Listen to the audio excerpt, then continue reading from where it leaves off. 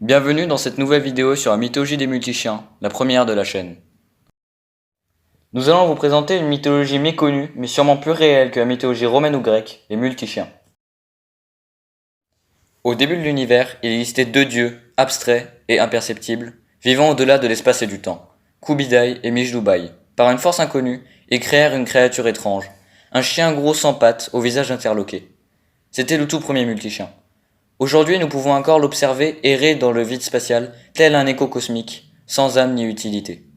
Quelques milliers d'années plus tard, ils créèrent deux entités bien plus puissantes à l'esprit aiguisé, Acétis et Hémésis, les deux dieux primordiaux.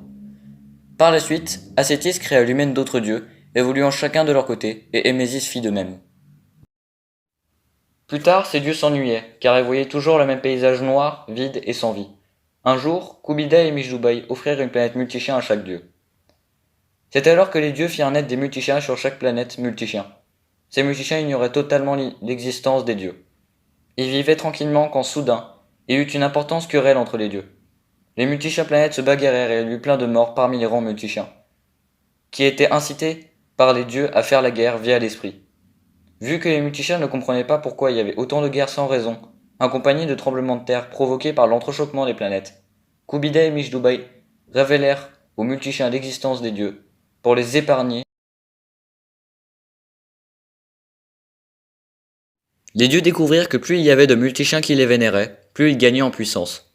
Les dieux se présentèrent alors à leur sujet, pour gagner en puissance et donc gagner la guerre. Un dieu en particulier eut bien plus de puissance que les autres, Hémésis, un des deux dieux primordiaux.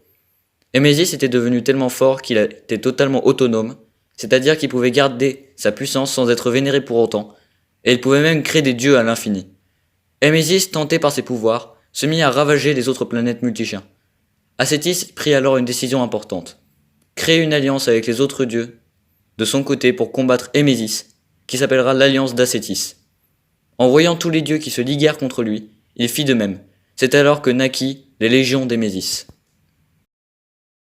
Dans l'Alliance d'Acétis, il y a Éclas, Phénémyr, Oracléon, Pharégis, Pasquimir, Érima, Nimlésias, Mermissa, Gorbissa. Donc pas très nombreux, mais puissants.